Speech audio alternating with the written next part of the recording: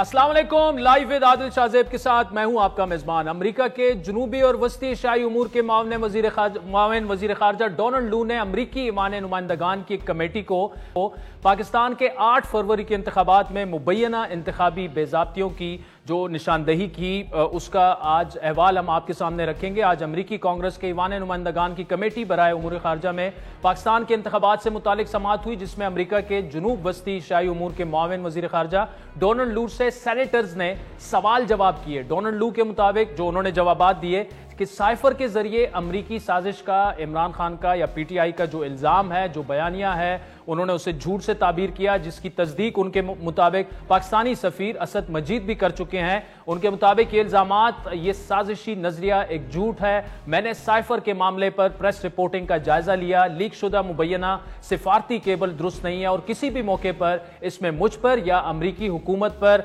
यह साबित नहीं होता, यह इल्जाम नहीं लगाया गया कि हमने इमरान खान की हुकूमत के खिलाफ इकदाम किए। उन्होंने मजीद कहा कि इमरान खान की हुकूमत गिराने की साजिश के झूठे इल्जाम की वजह से पिछले 2 बरसों से मुझे थ्रेट्स मिल रही हैं, कत्ल की धमकियां दी गई। हम पाकिस्तान की खुद मुख्तारी का एहतराम करते हैं, हम इस उसूल का एहतराम करते हैं कि पाकिस्तानी अवाम को हक है कि अपने नुमाइंदे मुंतखब करें। कमेटी के जो चेयरमैन है सेनेटर जो विल्सन, उन्होंने डोनाल्ड लू से इस्तिफसार किया कि बाइडन इंतजामिया की पाकिस्तान के लिए तरजीहात क्या है, जिसके जवाब में डोनाल्ड लू का कहना था कि अफगानिस्तान में 40 साल से लड़ाई जारी है, पाकिस्तान उससे डायरेक्टली मुतासिर हुआ है और जंग के खात्मे से हमें मौका मिला है कि पाकिस्तान से ताल्लुकात उसके अपने टर्म्स पर इस्तेमाल करें, दहशतगर्दी के खतरे के दौरान लोगों की मदद करें। उनके बकौल अफगान सरजमीन से पाकिस्तान पर हमले किए जा रहे हैं, हम अफगान तालिबान को हमने मुतनब्बे किया है कि अपनी सरजमीन से होने वाले हमले रोकें। कमेटी के रुकन सेनेटर डैन फिलिप्स ने डोनाल्ड लू से इस्तिफसार किया कि अमरीकी महकमा खारजा ने पाकिस्तान में इंतखाबात के बाद यह मौक़िफ़ इख्तियार किया कि अमरीका अगली मुंतखब हुकूमत के साथ काम करने को तैयार है। इससे कतई नजर कि कौन सी जुमात आती है, तो क्या हमेशा से ही यही केस रहा है, यही पॉलिसी रही है? डोनाल्ड लू ने जी सर का जवाब दिया। डैन फिलिप्स ने मजीद इस्तिफसार किया कि क्या यह दुरुस्त है कि अमरीकी हुकूमत ने कभी इस पर राय नहीं दी कि कौन पाकिस्तान की क़यादत करेगा। इस पर भी डोनाल्ड लू ने मजबूत हाँ में जवाब दिया। डैन फिलिप्स ने अमरीकी महकमा खारजा के इस बयान पर वजाहत मांगी कि पाकिस्तान में इंतखाबी बेज़ाब्तियों की तहकीकात होनी चाहिए। इस पर डोनाल्ड लू ने कहा कि पाकिस्तान में इलेक्शन कमीशन उम्मीदवारान और सियासी जमातों की शिकायत को सुनता है और इस पर फैसले देता है। हमने इसमें शफाफियत का मुतालबा किया है, बेज़ाब्तियों पर एहतसाब का कहा है। हम इस तरीक़ाकार पर अमल दरामद होता देख रहे हैं, हम इसकी निगरानी करेंगे। उनका मजीद कहना था कि अमरीका पाकिस्तानी हुकूमत और इलेक्शन कमीशन से मुतालबा करता है कि इंतखाबी बेज़ाब्तियों की शफाफ तहकीकात की जाएं। इंतखाबात में बेज़ाब्तियों की शिकायत देखना इलेक्शन कमीशन पाकिस्तान का काम है। हम चाहते हैं कि इलेक्शन कमीशन पाकिस्तान शफाफ तरीके से बेज़ाब्तियों के जिम्मेदारों का एहतसाब करे। इलेक्शन कमीशन पाकिस्तान ने आला सतह की कमेटी बनाई है जिसमें हजारों पिटीशंस जमा हो चुकी हैं। हमने इलेक्शन में बेज़ाब्तियों से मुतालिक तहकीकात को हम गौर से देख रहे हैं। हम हुकूमत और इलेक्शन कमीशन की हौसला अफजाई करेंगे कि शफाफ अमल को यकीनी बनाया जाए। इस मौके पर डोनाल्ड लू से एक और सवाल हुआ कि चंद हफ्ते पहले हुकूमत पाकिस्तान ने ईरान पाकिस्तान गैस पाइपलाइन मंसूबे के जरिए उस पर काम शुरू करने की मंजूरी दी। ईरान ने अपनी तरफ गैस पाइपलाइन की तामीर बरसों कबल मुकम्मल कर ली थी। क्या आप समझते हैं कि पाकिस्तान इस मंसूबे के जरिए खुद को ईरान के साथ एलाइन कर रहा है? इसके जवाब में डोनाल्ड लू का कहना था कि पाकिस्तान और ईरान के दरमियान चंद हफ्ते पहले ही मिसाइल और ड्रोन्स का जो है वो तबादला हुआ। ताल्लुकात ठीक नहीं है, उतार चढ़ाव उसमें देखने को हमें मिल रहा है। जहां तक ईरान पाकिस्तान गैस पाइपलाइन मंसूबे की बात है, हुकूमत पाकिस्तान ने अब तक अमेरिका से इस ज़िमन में जो अमेरिकी पाबंदियां ईरान पर, वो पाबंदियां उठाने का मुतालबा नहीं किया। हम ये गौर इस पर कर रहे हैं कि पाकिस्तान के पास ईरान के अलावा दीगर ऑप्शंस क्या हैं, मुतबादिल गैस जो है वो कहां से हासिल की जा सकती है। डोनाल्ड लू से यह सवाल भी हुआ कि शकील अफरीदी जो कि उनके बकौल अमेरिका के साथ वफादार था, बिन लादेन को पकड़ने में उसने मदद की, वो 14 सालों से जेल में है, आपने उसके लिए क्या किया? उसके जवाब में डोनाल्ड लू का कहना था कि उन्होंने 2.5 साल से चार्ज संभाला हुआ है, अब तक किसी पाकिस्तानी ऑफिशियल ने इस मामले पर की। डोनाल्ड लू ने समाअत के दौरान मजीद जो है किन इशूज पर बात किए ये आप सुनते हैं और उसके बाद पाकिस्तान के साबिक सफीर अमेरिका में मारूफ मुसन्निफ कॉलमिस्ट एम्बेसडर हुसैन हक्कानी साहब हमें ज्वाइन करेंगे। This conspiracy theory is a lie. It is a complete falsehood. I have reviewed the press reporting related to this, it's called the cipher in Pakistan, the alleged leak diplomatic cable from the embassy here. It is not accurate. At no point does it accuse the United States government or me personally of taking steps against Imran Khan. And thirdly, the other person in the meeting, the then ambassador of Pakistan to the United States, has testified to his own government that there was no conspiracy. Mr. Chairman, I have been in this job for more than 2.5 years. I have never had a Pakistani official raise with me. They've told me, they've told your predecessor, they've told the State Department, Afridi's in jail, you haven't done anything about it, and he's the man that helped us get bin Laden. But let's move on. Hussain Haqqani Sahab, thank you so much for joining اس short notice پہ. آج آپ ہمیں join کر رہے ہیں. بڑی تفصیلی ہیئرنگ ہوئی جس میں تقریباً ہر معاملے پر پاکستان اور یو ایس جو ریلیشنز ہے اس سے ریلیٹڈ. ایک تو آپ کا ٹیک اوے آج کی ہیئرنگ سے کیا ہے؟ اس سے امپورٹنٹ تو وہ تھی, کتنا اسے اہم سمجھا جائے, جو جن تحفظات کا اظہار کیا گیا اسے کتنا سیریسلی لیا جائے, اور سب سے امپورٹنٹ یہ ہے کہ کرکس آپ کے نزدیک کیا تھا آج کی جو کانگریشل ہیئرنگ تھی؟ اور ذیلی کمیٹی میں پاکستان کے اوپر ہیئرنگ اس لیے زیادہ ہوئی کہ بہت سارے جو پاکستانی امریکی ہیں, یعنی پاکستان سے تعلق رکھنے والے پاکستانی نژاد امریکی, ان کی جانب سے بہت دن سے مطالبہ ہو رہا تھا کہ پاکستان کے معاملات پر بات ہونی چاہیے. اچھا, اس تناظر میں سب سے اہم بات یہ ہے کہ انہوں نے اس کمیٹی میں طلب کیا assistant secretary of state Donald Lu کو, یعنی secretary of state, deputy secretary of state یا انڈر سیکرٹری آف اسٹیٹ نہیں, بلکہ اسسٹنٹ سیکرٹری جو براہ راست ہم سے ڈیل کرتے ہیں. تو اس اعتبار سے پہلے تو یہ طے ہو جائے کہ جو امریکی نظام ہے اس میں اس کمیٹی کی جو اہمیت ہے وہ کیا ہے. وہ اتنی زیادہ نہیں ہے کہ جہاں اعلیٰ ترین سطح کے اوپر بات ہو رہی ہو. دوسری بات, جو پاکستان کے حوالے سے سوالات ہوئے, وہ سوالات کرنے والے ہمارے جو کانگریسمین تھے وہ سوال کر رہے تھے کہ جو ان کے کنسٹیٹوئنٹس نے ان کو دیے تھے. جو اسسٹنٹ سیکرٹری آف اسٹیٹ تھے انہوں نے ہر سوال کا اپنی طرف سے ٹھوس جواب دیا, اور ہر جواب سے یہ بات واضح ہوتی ہے کہ امریکی پالیسی میں کوئی تبدیلی نہ آئی ہے اس کمیٹی کی میٹنگ کی وجہ سے, نہ آئے گی. کچھ سوالات سخت, بعض ممبروں کا انداز ہوتا ہے منتخب نمائندوں کا سخت انداز میں سوال کرنا بیوروکریٹ سے, کچھ کا نرم انداز سے. انہوں نے شکیل آفریدی تک کی بات کی, جو پاکستانی جو چاہتے تھے یہ کمیٹی کا اجلاس کرانا. میرا خیال ہے ان کے ایجنڈے پر یہ بات نہیں تھی. انتخابات کے حوالے سے امریکی حکام پہلے ہی کہہ چکے ہیں کہ ہم پاکستان کے انتخابات کو ہمیشہ دیکھتے ہیں, لیکن جو ان کا نتیجہ سرکاری طور پر دیا جاتا ہے اس کو قبول بھی کرنا پڑتا ہے, چاہے اس کے بارے میں ہمارے تحفظات ہوں. یہی آج ڈونلڈ لو نے کہا. تو میرا یہ خیال ہے کہ اس کمیٹی سے وہ سارے اراکین کانگریس جن کے پاکستانی ووٹر یا ڈونر ہیں, وہ اپنے ووٹر اور ڈونر کو جواب دینے کے قابل ہو گئے کہ ہم نے ایک اجلاس کر دیا آپ کے کہنے پر. اور امریکی جو انتظامیہ ہے وہ یہ بتانے میں کامیاب ہو گئی کانگریس کو کہ ہماری پالیسی پاکستان کے بارے میں یہ ہے.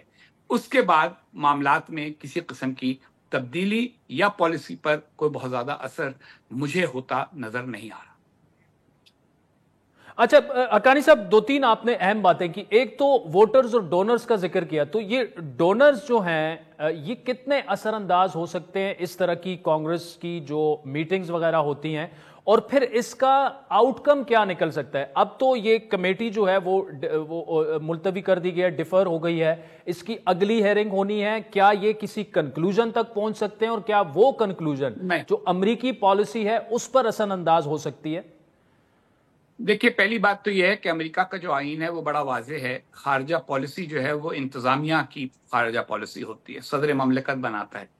کانگریس کا اس میں دخل یہ ہوتا ہے کہ کیونکہ کانگریس سارا بجٹ منظور کرتی ہے, 1 روپیہ بھی حکومت میں کوئی خرچ نہیں کر سکتا بغیر کانگریس کی اپروول کے.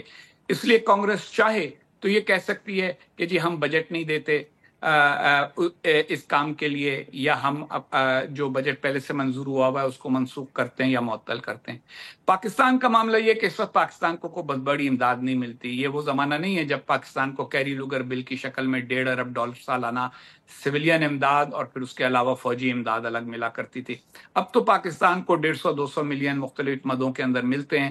اگر وہ اور کسی نے اس کو معطل کرنے کی یا منسوخ کرنے کی بات نہیں کی آج کی ہیئرنگ کے اندر. تو اس لیے کانگریس کا اس سے زیادہ کوئی میرا خیال ہے کہ نہ اختیار ہے نہ وہ اختیار استعمال کرنے کا کوئی ارادہ رکھتے ہیں. یہ ہیئرنگ ون آف ہیئرنگ تھی. میرا نہیں خیال کہ اس کے نتیجے میں کوئی اور ہیئرنگ ہوگی یا اس مسئلے کو کوئی اور زیادہ رخ دیا جائے گا. اچھا سر، دوسرا یہ ہیئرنگ ہو رہی کیوں ہے؟ ہم تو یہاں پر اپنے ویورز کے لیے، لسنرز کے لیے یہ پوچھنا چاہیں گے، کیا یہ امریکی جو وہاں پر ووٹرز ہیں پاکستانی وہ بھی انفلوئنس کر سکتے ہیں؟ اور ساتھ میں ڈونرز کا سوال اس لیے پوچھوں گا کیونکہ بار بار یہ کہا جاتا ہے کہ وہاں پہ لابنگ فرمز بھی باقاعدہ ہائر کی گئی ہیں اس مقصد کے لیے. جی عادل، اس میں دیکھیے ایک بات سمجھ لیجیے آپ، امریکی نظام بڑا کھلا ڈھلا نظام ہے. کانگریس کے ہر رکن کو اختیار ہے کہ وہ درخواست دے کہ ایک اجلاس بلا لیا جائے کسی بھی موضوع پہ بات کرنے کے لیے، اور مختلف یعنی ہر روز کم از کم 8-10 ہیئرنگز ہو رہی ہوتی ہیں مختلف لوگوں کے کہنے کے اوپر. اس ہیئرنگ میں بھی آپ نے پتہ نہیں غور کیا نہیں کیا، ایک وقت میں سارے ممبر کمیٹی کے ساتھ نہیں بیٹھے ہوئے تھے. کبھی ایک آتا تھا، کبھی دوسرا جاتا تھا، 10 منٹ کے لیے آئے، 5 منٹ کے لیے آئے، چلے گئے. امریکہ میں یہ ہر 2 سال بعد ہاؤس آف ریپرزینٹیٹیوز جو ہے، ایوان نمائندگان، اس کا الیکشن ہوتا ہے. اب ہر 2 سال بعد اگر کسی کا الیکشن ہونا ہے تو اس کو اس انتخاب کے لیے فنڈز کی بھی ضرورت ہوتی ہے. ووٹرز بعض علاقوں کے اندر ہوتے ہیں جن کو مطمئن کرنا ہوتا ہے غیر ملکی معاملات کے اوپر. اس کی مثال میں آپ کو دیتا ہوں کہ آرمینین جو نژاد امریکی ہیں، انہوں نے 70 سال مہم چلائی کہ ترکی کے بارے میں یہ قرارداد منظور کی جائے کہ ترکی نے آرمینیا کے لوگوں کے ساتھ قتل عام کیا تھا، جینوسائیڈ کی تھی. 70 سال تک ہیئرنگز ہوتی رہیں، تقریباً ہر سال کوئی نہ کوئی کانگریس مین، کیونکہ جو آرمینین نژاد امریکی ہیں وہ کاروباری لوگ ہیں، ان کے پاس پیسہ ہے، تو ڈونرز کی بھی اہمیت ہوتی ہے کہ کون چندہ دیتا ہے. اور اگر آپ ان لوگوں کے سارے ممبرز کے آپ چیک کر سکتے ہیں، اگر تحقیق کریں آپ تو آپ کو پتہ چل جائے گا کہ ان کی ڈونرز کی فہرست آتی ہے. تو اس میں آپ کو اگر نظر آئیں گے بہت سارے پاکستانی نام، بعض ذرا نمایاں جن کا پی ٹی آئی سے تعلق ہے. پرانے زمانے میں پیپلز پارٹی کی ہمدردی میں بھی بعض اوقات ہیئرنگز ہوتی رہی ہیں، ایک زمانے میں مسلم لیگ کے ہمدردی میں ہوتی نہیں، لیکن سب کو پھر ان کو سبق ملتا رہا کہ ہماری ہمدردی تو تھوڑی بہت کر دی جاتی ہے کسی ایشو کے اوپر، لیکن اس سے زیادہ فرق نہیں پڑتا، تو ان لوگوں نے خرچ کرنا بند کر دیا. پی ٹی آئی والے نئے ہیں اس میدان میں، وہ اس وقت بہت محنت کر رہے ہیں. اور اب پاکستانی جو بیرون ملک پاکستانی رہتے ہیں، ان میں پی ٹی آئی کی بڑی ہمدردی بھی ہے، ان میں غصہ بھی ہے. ان کو یہ محسوس ہوتا ہے کہ ان کا مینڈیٹ چڑھایا گیا ہے، انتخابات کے بارے میں ان کی شدید قسم کے تحفظات ہیں. تو ان کا اظہار انہوں نے کانگریس مینوں سے کیا، چاہے چندہ دے کر کیا، چاہے ان کو اپنے خطوط لکھ کے کیا. اس کے اوپر کانگریس مینوں نے یہ میٹنگ بلا لی. اور اگر آپ دیکھیں نا، اس میٹنگ میں بھی انہوں نے ہیئرنگ کے لیے صرف ایک آدمی بلایا جس کی بات سنی، اور وہ آدمی تھا کہ جو پاکستان سے متعلق پالیسی سے ڈیل کرتا ہے. اور اس سے اب جو سوالات کیے وہ وہی سوالات تھے کہ جو معمول کے مطابق تھے. تو کسی نے، کانگریس مین نے یہ نہیں کہا کہ اس کے نتیجے میں پاکستان کو یہ سزا دی جائے، اس کے نتیجے میں پاکستان پر یہ پابندی لگائی جائے. جب انہوں نے یہ نہیں کہا تو اس کا واضح مطلب ہے کہ وہ صرف اپنے کنسٹیٹوئنٹس کو اور ان ڈونرز کو مطمئن کرنے کے لیے یہ کر رہے تھے جنہوں نے یہ ہیئرنگ کرنے کا مطالبہ کیا تھا. Ambassador Hussain Haqqani Sahab, thank you for joining us. ناظرین، آپ نے سنا، بڑی مدلل گفتگو ہمیشہ کرتے ہیں حسین حقانی صاحب. وقت تو چاہتا ہے ایک بریک کا، جس کے بعد اسی ٹاپک کو مزید آگے بڑھائیں گے اور ہمیں مشرف زیدی صاحب جوائن کریں گے اور پروفیسر ڈاکٹر عادل نجم صاحب یو ایس سے ہمیں جوائن کریں گے.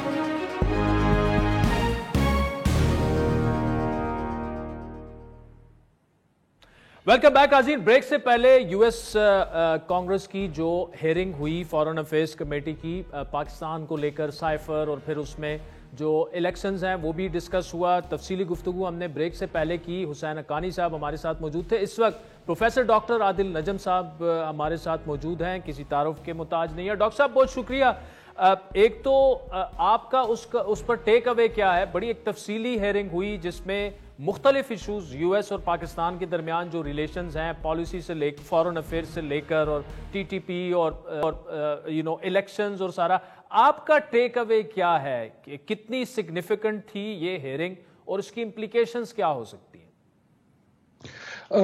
دیکھیں، ہیئرنگ ہمیشہ سگنیفیکنٹ ہوتی ہے کیونکہ کانگریس کرتی ہے، لیکن جہاں تک اس ہیئرنگ کا سوال ہے، میرے خیال میں ٹیک اوے یہ ہے کہ امریکہ پاکستان تعلقات پہ کیا کوئی اثر پڑے گا؟ بالکل نہیں پڑے گا. کیا ہیئرنگ کے سبسٹنس میں کوئی بہت بڑی ہمیں سرپرائز نظر آئی؟ بالکل نظر نہیں آئی. یہ ہیئرنگ جو ہے ہم 3 دن پہلے بھی اگر بات کرتے تو بتا سکتے تھے کہ یہی بات ہوگی، یہی سوال ہوں گے، یہی جواب ہوں گے. سگنیفیکنس اس کی جو ہے وہ امریکہ کے لیے نہیں ہے، پاکستان کے لیے. آج ہر چینل اس وقت اس پہ بات کر رہا ہے. میرے خیال میں آج ہی امریکہ کا کوئی چینل اس پہ بات نہیں کرے گا. پاکستان کی، اس کا مطلب یہ نہیں ہے اہم نہیں ہے، لیکن یہ ہمارے لیے اہم ہے. ہمارے لیے کیوں اہم ہے؟ اس لیے نہیں کہ کانگریس نے کیا کہا، اس لیے نہیں کہ ڈونلڈ لیو نے کیا کہا، اس لیے کہ جو پاکستانی موجود ہیں امریکہ میں، جن کی بہت بڑی تعداد جو ہے وہ پی ٹی آئی کی حمایت کرتی ہے، انہوں نے اپنا پولیٹیکل کلاؤٹ یوز کر کے ایک ہیئرنگ کال کروائی. تو اس کا ہونا جو ہے وہ خبر ہے. اینڈ دیٹ شوز کہ جو پاکستانی امریکہ میں ہے، جو امریکن ووٹر ہے، وہ اپنے اس امریکن ووٹ کی طاقت کو استعمال کر سکتا ہے اپنے کانگریس مین پہ، اپنے پولیٹیشنز پہ، کہ اس قسم کی ہیئرنگ بلائی جائے، کیونکہ اس کے علاوہ یہ ہیئرنگ شاید نہ بلائی جاتی. لیکن سبسٹنس کے حوالے سے میرا یہ نہیں خیال کہ اس کی وجہ سے کل جو ہے پاکستان امریکہ کے تعلقات میں کوئی فرق آئے گا. وہ وہی رہیں گے جو گزشتہ کل تھے. ٹھیک. مشرف زیدی صاحب بہت شکریہ. عادل نجم صاحب کو آپ نے سنا، اس سے پہلے حسین حقانی صاحب بھی ہمارے ساتھ موجود تھے. جو کامن پوائنٹ ہے پروفیسر صاحب کا اور حسین حقانی صاحب کا، وہ وہی ہے کہ کوئی اس کا امپیکٹ جو ہے یو ایس کی پالیسی پر ویزاویز پاکستان نہیں کوئی اثر پڑے گا. لیکن اوبویسلی اس ہیئرنگ کا ہونا بھی امپورٹنٹ ہے. آپ کا ٹیک اوے کیا ہے، کرکس کیا ہے، کیسے دیکھ رہے ہیں آپ اس کو، اور کیا امپلیکیشنز اس کی ہو سکتی ہیں پاکستان کی ڈومیسٹک پالیٹکس پر یا ادروائز بھی؟ دیکھیے، امیڈیٹ تو اس کی کوئی امپلیکیشن نہیں ہے. اس کی امپلیکیشن اگر ہے تو جو ہے وہ لانگ ٹرم ہے، اور وہ ڈاکٹر عادل نجم میرے خیال ہے میرے سے وہ بول رہے تھے ایگزیکٹلی رائٹ. انہوں نے بالکل درست فرمایا کہ پاکستانی امریکنز کا منظم ہونا اور امریکی سیاسی نظام میں اس طرح سے شرکت کرنا، جس طرح سے کئی سالوں سے، کئی دہائیوں سے، کم از کم میری یہ خواہش رہی، اس لیے نہیں کہ عمران خان کے لیے وہ منظم ہو، لیکن اس لیے کہ پاکستانی امریکنز کا امریکن سسٹم میں ان کی اویئرنیس، ان کی انگیجمنٹ جو ہے وہ اب تک جو ہے اس طرح سے نہیں ہوئی جس طرح پچھلے سال 1.5 سال سے ہوئی ہے. ہیئرنگ کا ہونا ایک بہت اہم جو ہے مرحلہ ہے. اس ہیئرنگ میں جو ان کو ڈس اپوائنٹمنٹ ہوئی ہے، جو یقیناً ہوئی ہوگی، کیونکہ ان کا صرف وہ پاکستان کے لیے سچ نہیں کر رہے تھے، ان کے ویو میں وہ پاکستان کے لیے، لیکن فنڈامنٹلی تو یہ پی ٹی آئی کا اور عمران خان کا ایک وہ مدعا تھا، اور وہ چاہتے تھے کہ امریکن حکومت جو ہے وہ وہی سٹینڈ لے، وہی پوزیشن لے جو ان کی پارٹی کی جو ہے اس وقت پوزیشن ہے. لیکن میں سمجھتا ہوں کہ آنے والے دنوں میں اس ایکسپیرینس سے یہ لوگ سیکھیں گے.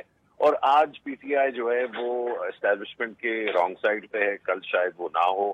تو میرا خیال ہے کہ ریاست کے لیے اور پاکستانی اشرافیہ کے لیے ایک یہ سوچنے کا وقت ہے کہ اتنا بڑا اثاثہ پاکستان کا جو وہاں بیٹھا ہے وہ صرف ایک اس سیاستدان کے پیچھے اس طرح سے کیوں آیا، اور کیوں نہ ریاست نے پہلے اتنے بڑے اثاثے کو اس طرح سے انگیج یا ایکسائٹ کیوں نہیں کر سکا وہ. تو میرے خیال ہے کہ یہ ہمارے لیے جو پاکستان میں بیٹھے ہیں ایک لمحہ فکر ہے. جو پاکستانی امریکن کمیونٹی ہے ان کے لیے ایک بڑا اچیومنٹ ہے، لیکن اس اچیومنٹ کو میری امید یہ ہوگی وہ صرف ڈس اپوائنٹمنٹ کی نظر سے نہ دیکھیں، بلکہ یہ بھی دیکھیں کہ کل کو پاکستان کے لیے ٹریڈ کنسیشنز امریکہ سے لینا، پاکستان کے لیے پاکستان کی جو ویپنز مینوفیکچرنگ انڈسٹری ہے اس کے لیے فیوریبل ٹرمز ہونا، پاکستان کے جو بین الاقوامی ایشوز ہیں، چاہے وہ غزہ پہ پاکستان کا موقف ہو یا کشمیر پہ ہو، اس میں امریکن حکام کو، امریکن کانگریس کو جو ہے مطلب کنونس کرنا، یہ سارے وہ چیزیں ہیں جو یہ کمیونٹی اب اس نے دکھا دیا ہے کہ وہ کر سکتی ہے. تو میرا خیال ہے کہ مڈ ٹو لانگ ٹرم یہ بہت خوش آئند ہو سکتا ہے. اچھا ڈاکٹر صاحب، جو مشرف زیدی صاحب نے آپ کی بات کو آگے بڑھایا، مڈ ٹو لانگ ٹرم کی اگر بات کریں تو دیکھیں یہ اثاثہ ہیں پاکستان کا، امریکہ میں مقیم جو پاکستانی ہے، اور انہوں نے دکھا دیا کہ ایک ہیئرنگ ہو سکتی ہے اور اس کی سگنیفیکنس، جس طرح آپ بھی اس سے آپ نے یہی آرگیومنٹ شروع کیا. اب اس وقت ریاست پاکستان کو کیا کرنا چاہیے کہ یہ جو ایسٹ ہے، جو کہ شاید وہ آج ناراض ہوں لیکن کل ان کی ناراضی جو ہے وہ دور کروا دی جائے، اور پاکستان کے انٹرسٹ کے لیے جو ہے انہیں میں ایکسپلائٹ تو نہیں کہوں گا، لیکن ان کا بھی ملک ہے کہ ان کو اپنا جو بھی وہ وہاں پہ کر سکتے ہیں وہ ملک کے لیے کریں.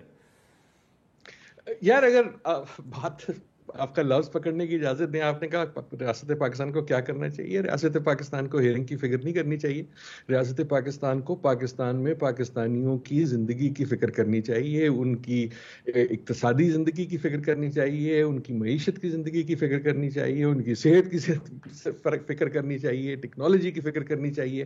اگر پاکستان میں پاکستانیوں کی حالت بہتر ہوگی, اگر پاکستانی جو پاکستان میں ہیں ان کا ٹرسٹ جو ہے وہ مستحکم ہوگا, تو جو باہر ہم بیٹھے ہوئے ہیں 4-5, ہم خود سیدھے ہو جائیں گے. چاہے ہم اس سائڈ پہ ہوں چاہے ہم اس خود سیدھے ہو جائیں گے. مشرف زیدی صاحب, وہ کتے پہ گولی چلانا ہے نا, یہ حکومتیں بھی بڑی کرتی ہیں. پہلے بھی ہیئرنگز ہوئی ہیں عموماً, وہ پھر ایمبیسی جو ہے وہ کہتی ہے جی آپ اپنے کانگریس مین کو لکھیں, آپ یہ کریں. آئی ہیو آلویز تھاٹ کہ اس کی ضرورت ہے, لیکن بیسٹ کام جو پاکستانی ابراڈ پاکستان کے لیے کر سکتا ہے وہ اچھے کام کر کے اپنی زندگی میں جو امپریشن ڈالتا ہے, جو امیج ڈالتا ہے پاکستان کا, وہ ڈال سکتا ہے. لیکن اصلی جو پاکستان کی حالت ہے وہ تو پاکستان کے اندر سے ہوگی. اور میں سیریس بات یہ کرنا چاہ رہا ہوں کہ اگر آپ سوچیں کہ یہ جو تھی جو ہیئرنگ تھی, اگر یہ الیکشن کی صحت کے بارے میں تھی, تو اس جو بھی الیکشن ختم ہوئی ہے اس کی صحت کا پتہ کرنے کے لیے ہمیں کانگریس کے پاس جانے کی تو کوئی ضرورت نہیں.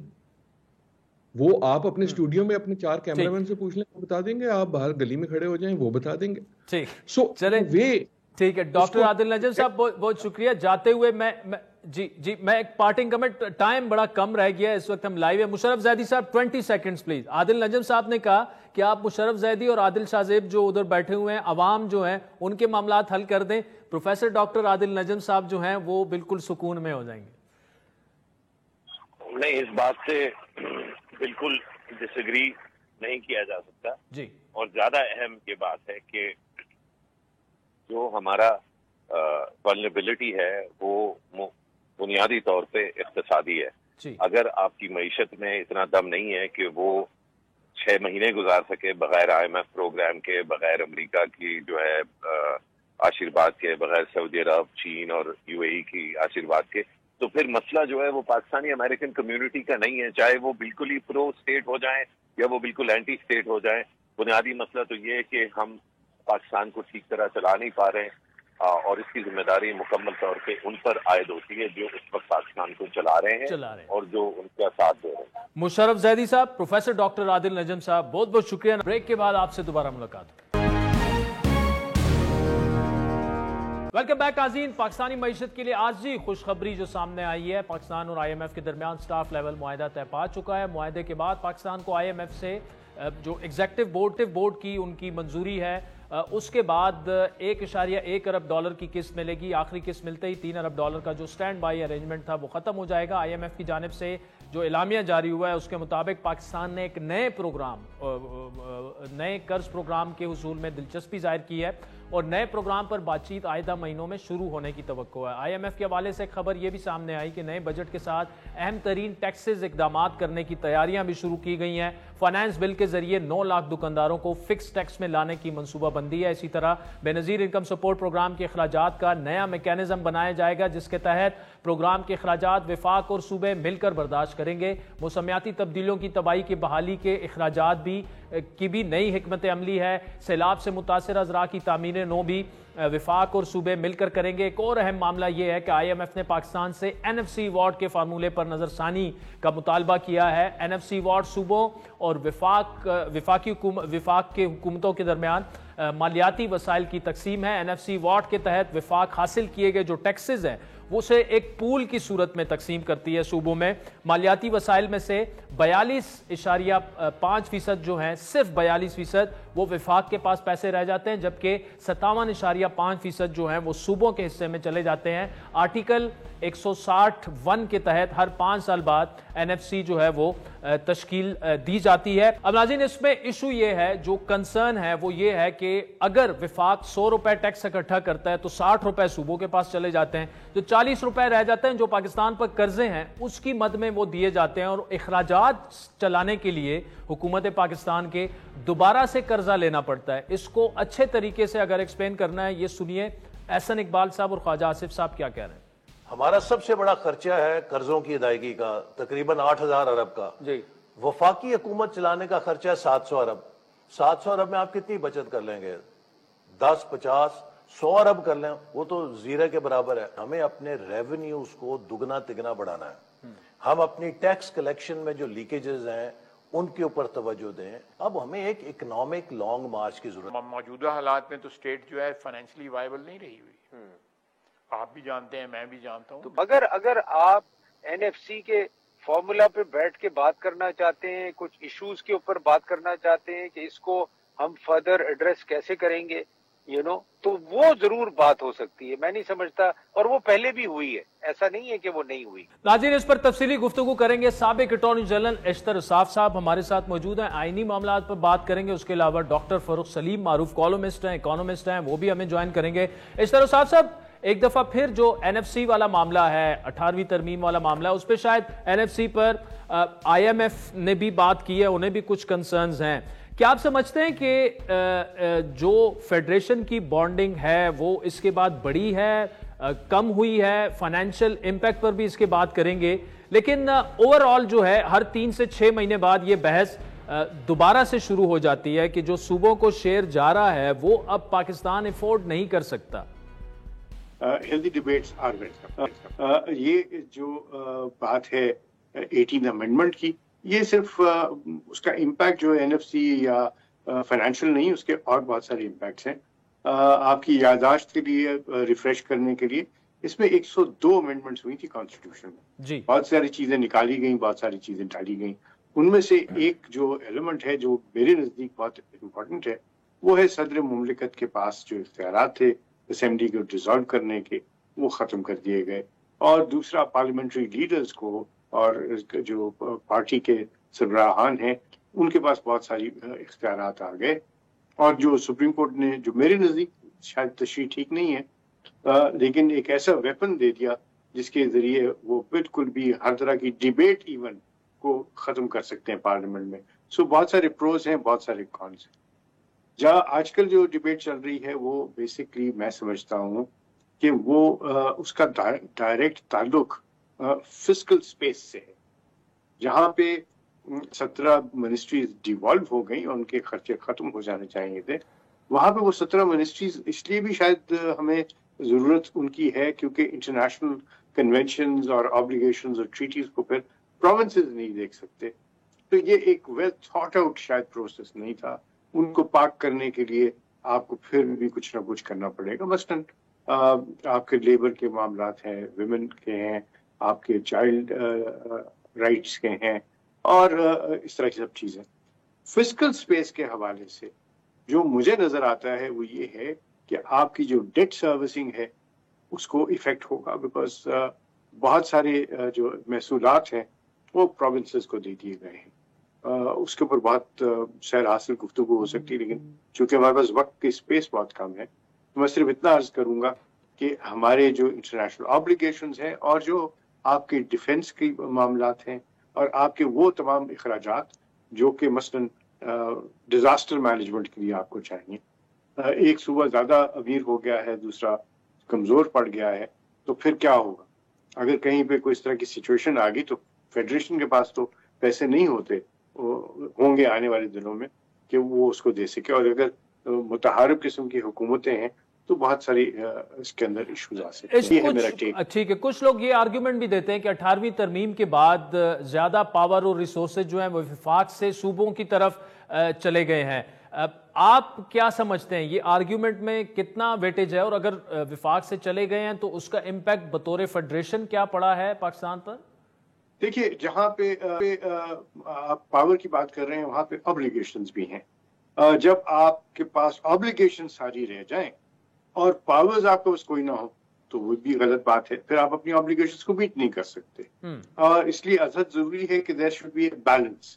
اور یہ جو بیلنسنگ بات ہے وہ بہت امپورٹنٹ ہے. اب فار انسٹنس آپ آئی ایم ایف کے ساتھ بات کر رہے ہیں تو آئی ایم ایف کے ساتھ تو فیڈریشن بات کرتی ہے نا, اور بجٹ جو ہے وہ فیڈرل گورنمنٹ بنا رہی ہے. واٹ اباؤٹ دی پروونسز کا بھی تو سارے معاملات ہیں. اور ایک بہت ہی امپورٹنٹ ایسپیکٹ ہے, وہ ایسپیکٹ ہے کہ آپ کے پاس جو سیلز ٹیکس وغیرہ ہے وہ سارا کا سارا پروونسز کے پاس چلا گیا ہے. میرے نزدیک جہاں پہ یہ بات آ رہی ہے کہ آپ کے ملک کے اندر انٹر پروونشل ٹریڈ جو ہے وہ فری ہوگی, یعنی اس کے اوپر کوئی قدغن نہیں ہے. تو یہ سیلز ٹیکس کا یا پرائس فکسیشن کی باتیں یا اس طرح کی چیزیں، ان سے بہت ساری کمپلیکیشنز ہو رہی ہیں. میرے نزدیک یہ معاملات جو ہیں، فزیکل معاملات جو ہیں، ان کو ٹھنڈے دل سے اوپن ڈبیٹ کے ذریعے جو پارلیمنٹ میں ہونی چاہیے. اور پارلیمنٹ کا کیا کر سکتی ہے؟ پارلیمنٹ اپنے آپ کو ایک کمیٹی کے طور پہ تشکیل دے سکتی ہے، اور اس کے اندر پھر اکانومسٹ آ کے بات کریں، اس میں بینکرز بات کریں، اس میں ریونیو کے لوگ آ کے بات کریں، اس میں لائرز آ کے بات کریں، اس کے اندر تمام وہ اشخاص چیمبرز آف کامرس اس پہ آ کے بات کریں. I think a lively debate is what is required تاکہ اس معاملے کو ہم لائولی اور کنسٹرکٹیو ڈبیٹ کی طرف لے کے جائیں، متحارب گروپ نہ لے کے جائیں. اور ہونا بھی اسی طرح چاہیے. اس طرح استاد صاحب بہت شکریہ. ناظرین، اس وقت ڈاکٹر فاروق سلیم صاحب نے ہمیں جوائن کیا ہے. ڈاکٹر صاحب، IMF جب سے یہ آیا ایک دفعہ پھر یہ ڈیبیٹ ٹریگر ہو چکی ہے کہ NFC کے جو شیئرز ہیں صوبوں کے، اس کو آپ ریوزٹ کریں. اس وقت اوبویسلی پاکستان جو ہے، جو جس اکنامک سچویشن سے گزر رہا ہے، اس میں یہ ساری ڈیبیٹ جو ہے اس کا کوئی تو حل نکلنا چاہیے. آپ کیسے دیکھ رہے ہیں جو NFC کی تقسیم ہے اور IMF نے یہ جو کنسرن کیا ہے، اس کے بعد کیا ہو سکتا ہے اور وے فارورڈ کیا ہوگا؟ دیکھیے، اس وقت جو NFC ایوارڈ دینے کے بعد وفاق کے پاس بچتا ہے، وفاق کا خزانہ خالی ہے. یہاں پہ ہو یہ رہا ہے کہ ریونیو جو ہے وہ وفاق اکٹھا کرتا ہے اور وہ پروونسز میں بانٹ دیتا ہے. رسپانسبلٹی ابھی تک وفاق کے اوپر ہی رہتی. ہونا یہ چاہیے کہ اگر ریونیو جا رہا ہے پروونسز کے پاس تو ساتھ ہی ساتھ رسپانسبلٹی جو ہے اس کا ٹرانسفر ہونا بھی ضروری ہے. اب آپ سوچئے کہ 57% آف دا ریونیو اگر بانٹ دیا جائے صوبوں کے اندر، اور صرف آپ نے قرض کی واپسی کرنی ہے وفاق نے، جو اس سال کوئی 8,500 ارب پہ آئے گی، تو اس کے بعد وفاق کا خزانہ خالی ہے. اور ابھی running of the civil government کے لیے کوئی 714 ارب چاہیے، کوئی 1,000 ارب کی سبسڈیز ہیں، کوئی 1,400 ارب کی جو گرانٹس ہیں، کوئی 450 ارب کی BISP دیتی ہے. تو خزانہ خالی ہے. بجٹ جو ہے وفاق کا بجٹ وہ کسی صورت بن نہیں سکتا جب تک کہ جو فائنینشیل امپلیکیشنز ہیں 18th امینڈمنٹ کی ان میں کوئی رد و بدل نہ کی جائے. اب لاجک عادل صاحب یہ لگتی ہے، اگر وفاق جو ہے وہ 1,800 ارب کا ڈیفنس کا بجٹ دے رہا ہے، تو ڈیفنس جو ہے وہ صرف اسلام آباد کا دفاع تو نہیں ہو رہا، دفاع تو پورے پاکستان کا ہو رہا ہے. اور اگر 7,500 کی ایلوکیشن ہے، مختص کیے گئے ہیں بجٹ کے اندر قرضہ جات کی ادائیگی کے حوالے سے، تو جو قرضہ جات لیے گئے تھے جن کے اوپر یہ ڈیٹ سروسنگ ہو رہی ہے، وہ صرف اسلام آباد کے اوپر تو خرچے نہیں گئے تھے، وہ تو پورے پاکستان کے اوپر خرچے گئے تھے. تو یہاں پہ جیسے میں نے شروع میں کہا کہ ٹرانسفرنس آف ریونیو ہو رہا ہے، ٹرانسفرنس آف رسپانسبلٹی نہیں ہو رہا. دونوں چیزیں ہونی چاہیے. ہم سارا ریونیو وفاق جو ہے وہ صوبوں کو پکڑا دیتی ہے اور رسپانسبلٹی جو ہے وہ وفاق کے پاس رہ جاتی ہیں. ڈاکٹر صاحب دیکھیں، اب تک تو شاید صوبوں کی تھنکنگ یہ تھی کہ چلے وفاق سے پیسے آ جاتے ہیں، اتنا ہمارا بجٹ ہے، اتنے ہم نے خرچ کرنے ہیں. لیکن اگر صوبوں کے پاس یہ پیسے نہ جائیں تو پیسے کہاں سے وہ لائیں گے؟ مطلب جو آپ بتا رہے ہیں اس سے تو ڈیویزیبل پول جو ہے وہ کم ہو جائے گا، اور اگر وہ کم ہو جاتا ہے تو صوبوں پر زیادہ ذمہ داری آئے گی. تو کیا ان کو they have to come up with their own strategy اور فائنینشیل باقاعدہ سے ان کو پلان بنانا پڑے گا؟ پھر دیکھیے BISP کو پروگرام کو دیکھ لیں، اینالائز کر لیں، اس میں وفاق کوئی 466 ارب روپے مختص کرتی ہے. جی. اب وہ جو BISP کی پیمنٹس ہو رہی ہیں، ان کے جو بینیفیشریز ہیں وہ تو صوبوں میں رہتے ہیں. میرا خیال ہے کہ 1% سے زیادہ، کوئی 30-40 ہزار سے زیادہ BISP کے بینیفیشریز اسلام آباد میں نہیں ہوں گے، لیکن سارا کا سارا بوجھ جو ہے وہ وفاق کے اوپر ہے.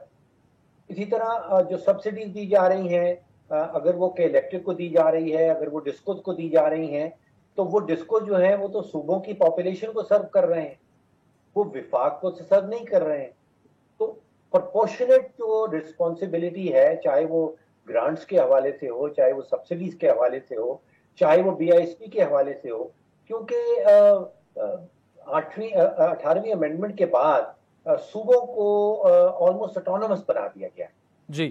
تو پھر اگر صوبوں کی پاپولیشن بینیفیشری ہے تو پھر جو اس کے ساتھ رسپانسبلٹی آنی ہے, جو بوجھ آنا ہے, وہ بھی صوبوں کو برداشت کرنا ہوگا, ورنہ وفاق نہیں چل سکتا. آپ یہ دیکھ لیجیے, وفاق انڈر دا فائنینشیل امپلیکیشن جو 18ویں امینڈمنٹ کی ہیں, وہ وفاق کا بجٹ نہیں بن سکتا.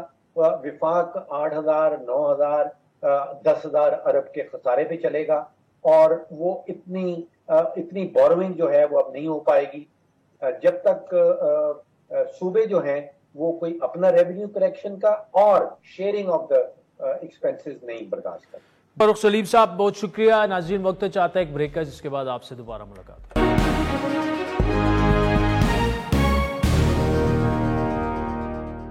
ویلکم بیک ناظرین. آج سپریم کورٹ نے بیریا ٹاؤن اور ڈی ایچ اے سے زرعی زمین کو کمرشل میں بدلنے پر جواب طلب کیا اور حکم دیا کہ متاثرین کو مارکیٹ ویلیو کے ہی پلاٹس دیے جائیں. سماعت کے دوران چیف جسٹس مسٹر جسٹس قاضی فائز عیسیٰ نے شدید برہمی کا اظہار کیا اور خاص سے سخت ریمارکس دیتے ہوئے کہا کہ ڈی ایچ اے والے دھندا کر رہے ہیں, پیسہ کمانا ہے تو کمائیں, شہیدوں کو بیچ میں مت لائیں. چیف جسٹس نے یہ ریمارکس بھی دیے کہ یہ لوگ بہت طاقتور ہیں, انہوں نے سب خریدا ہوا ہے, میڈیا پر بھی ان کے خلاف کوئی خبر نہیں چلتی. پرویز مشرف, پرویز الہی اور ملک ریاض مرکز ہیں اور پاکستان کے اصل مالک ہیں. Big landlords, D H A, Bahria town, پیٹرو گریڈ, کیا ہے پیٹرو ٹریڈ, ان کو کوئی پوچھ نہیں سکتا ہے. That is before you above the law, or they make the law. اب آپ پورے پاکستان کی تباہی کر رہے ہیں. اب کیوں پاکستان کو تباہ کر رہے ہو؟ آپ کھاؤ گے کہ لوگ کھائیں گے کیا؟ پیسے کی ہوس پرائیویٹ لوگوں میں تو سمجھ آتا ہے, مگر جب آپ لوگ یہ کر رہے ہو تو سمجھ نہیں آتا ہے. ناظرین اس کیس کا تفصیلی بیک گراؤنڈ جانیں گے. ہمارے ڈان کے بہت ہی کمپیٹنٹ رپورٹر ہیں عبداللہ مومند, آج سپریم کورٹ میں بھی وہ موجود تھے. عبداللہ, کیا ہے یہ کیس, اس کا بیک گراؤنڈ کیا ہے, اور کیوں چیف جسٹس صاحب جو تھے خاصے غصے میں تھے آج؟ بالکل, چیف جسٹس قاضی فائز عیسیٰ صاحب آج نہایت برہم نظر آئے اس کیس میں. یہ کوآپریٹو ہاؤسنگ سوسائٹی ہے جس سے بیریا ٹاؤن نے زمین لی, 2800 کنال سے زیادہ یہ زمین ہے, اور جو متاثرین ہیں اس پہ پہلے ہم نے ایک سٹوری بھی کی تھی, وہ متاثرین کو معاوضہ جو ہے وہ ادا نہیں کیا گیا. بیریا ٹاؤن نے معاوضہ نہیں دیا, اس مارکیٹ ویلیو کے مطابق معاوضہ جو ہے وہ ادا نہیں کیا گیا, اور ایک قبضے کا کیس ہے. اچھا, اس کے بعد یہ جو زمین تھی وہ ڈی ایچ اے کو, جو ڈیفنس ہاؤسنگ اتھارٹی کی سوسائٹی ہے, اس کو بیچی گئی.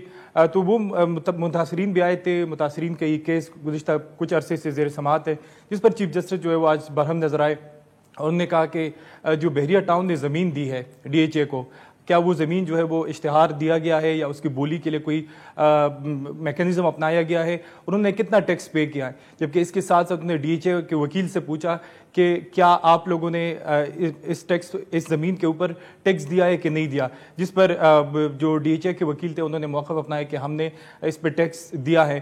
تو پھر چیف جسٹس قاضی فائز عیسیٰ نے سوال کیا کہ اس ڈی ایچ اے کس طرح بنا ہے, تو اس پر ڈی ایچ اے کے وکیل نے کہا کہ 2005 کے ایک صدارتی آرڈر کہتے ہیں ڈی ایچ اے وجود میں, اور زمین جو تھی اس وقت کی وزیر اعلیٰ پرویز الہی نے دی. تو اس نے کہا کہ اس وقت صدر کون تھے, انہوں نے کہا کہ پرویز مشرف تھے. تو اس پر بھی انہوں نے خاصی تنقید کی. اور پھر چیف جسٹس قاضی فائز عیسیٰ نے کہا کہ جو کمرشل زمینیں ہیں وہ جلد زرعی زمینیں تیزی سے کمرشل زمینوں میں تبدیل ہو رہی ہے, اور ہماری آنے والی جو نسلیں ہیں وہ کیا کہے گی, اس کے لیے کچھ ہی نہیں بچے گا. چیف جسٹس قاضی فائز عیسیٰ آج انتہائی برہم نظر آئے. انہوں نے کہا کہ ہم اس کیس کو لائیو چلائیں گے, کیونکہ پورا جو پاکستان ہے وہ بیریا ٹاؤن چلا رہا ہے, اور ریاست جو ہے وہ بیریا ٹاؤن کے ساتھ کڑی ہے, جس پر جو بیریا ٹاؤن کے وکیل تھے اور دوسرے وکیل تھے انہوں نے چیف جسٹس کی جو درخواست تھی اس سے نفی کیا, اور انہوں نے کہا کہ یہ کیس نہ چلائے, جس پر چیف جسٹس نے کہا کہ میڈیا خریدا ہوا ہے, آپ کے خلاف جو ہے وہ سٹوریز کیسز نہیں چلتے, تو اس لیے ہم اس کیس کو جو ہے لائیو چلا. یہ بڑا امپورٹنٹ پوائنٹ ہے, میڈیا خریدا ہوا, کہ میڈیا پر بیریا ٹاؤن کی خبر نہیں چل سکتی؟ آج اگر آپ پورے چینلز کو اٹھا لیں تو بہت کم 1-2 چینلز کے علاوہ کسی چینل نے آج بیریا ٹاؤن تو ایک ریڈ لائن ہے, اس میں کوئی شک نہیں ہے, لیکن ڈی ایچ اے کے خلاف بھی ڈی ایچ اے بھی ایک ریڈ لائن ہے, اس پہ بھی خبر جو ہے وہ نہیں چل سکتی. تو آج جتنے بھی رپورٹر سٹوری فائل کر رہے تھے تو اس ٹکر کے اوپر وہ لکھتے تھے خبر کے اوپر ایز پر پالیسی. تو اس کا مطلب یہ ہے کہ بیریا ٹاؤن اور اس کے خلاف جو زمین ہے, جو ڈی ایچ ہے, اس کے خلاف سٹوری نہیں چل سکتی. ملک ریاض کا نام جو ہے وہ بہت سارے چینلز پر نہیں لیا جاتا. پاکستان کے بڑے ٹی وی چینلز پہ بیریا ٹاؤن کا مالک ہے, نجی ہاؤسنگ سوسائٹی پراپرٹی کا مالک.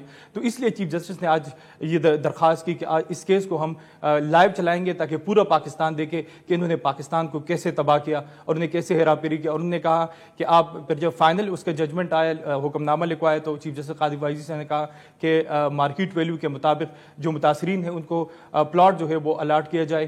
اور اس کے ساتھ ساتھ دونوں فریق جو ہے ان کو طلب بھی کیا گیا کہ آئندہ سماعت پر جو عید کے بعد ہوگی ان سے جو ہے تفصیلی یعنی متاثرین کو ریلیف مل جائے گا. Abdullah Momin, thank you so much for joining us. ناظرین, ایک اور خبر چلتے ہوئے کہ ایوانا بالا سینٹ کی 48 نشستوں پر 2 اپریل کو ہونے والے انتخابات کے لیے 147 امیدوار میدان میں آ چکے ہیں, اور سینٹ کی خالی ہونے والی 48 نشستوں میں سے 29 جنرل نشستیں ہیں, جن میں سے ہر ایک صوبے کی 7 جبکہ ایک جنرل نشست اسلام آباد کی ہے. جنرل نشستوں پر 81 امیدواروں نے کاغذات جمع کرائے ہیں, جبکہ ٹیکنوکریٹ علماء کی کل نشستیں جو ہیں وہ 9 ہیں. 34 خواتین کی ہیں, 8 نشستوں پر 26, اور اقلیت کی جو ہے وہ 2 نشستوں پر 6 امیدوار میدان میں. خیبر پختونخوا سے سینٹ الیکشن کے لیے 2 پی ٹی آئی کے رہنما مراد سعید اور اعظم سواتی کے کاغذات نامزدگی مسترد کر دیے گئے ہیں, جبکہ پی ٹی آئی پارلیمنٹیرین کے رہنما سابق وزیر اعلیٰ محمود خان کے کاغذات بھی مسترد ہوئے.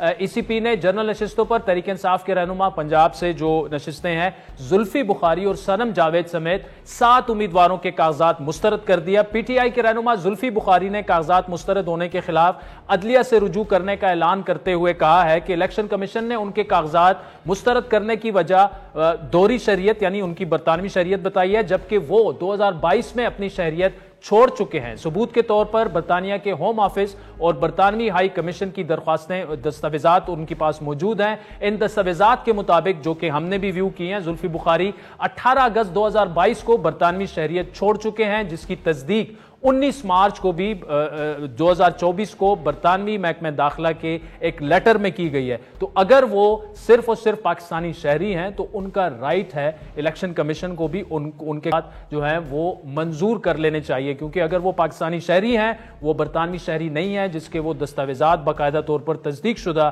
پیش کر چکے ہیں, تو انہیں الیکشن لڑنے کی اجازت دے دینی چاہیے. اگر نہیں دی گئی تو پھر وہ انفیئرنس کنسیڈر ہوگی. آج کے پروگرام پر آپ کے فیڈ بیک کے منتظر رہیں گے. ہمارا ٹویٹر ہینڈل ہے @عادل شاہ زیب. اجازت دیجیے, خدا حافظ.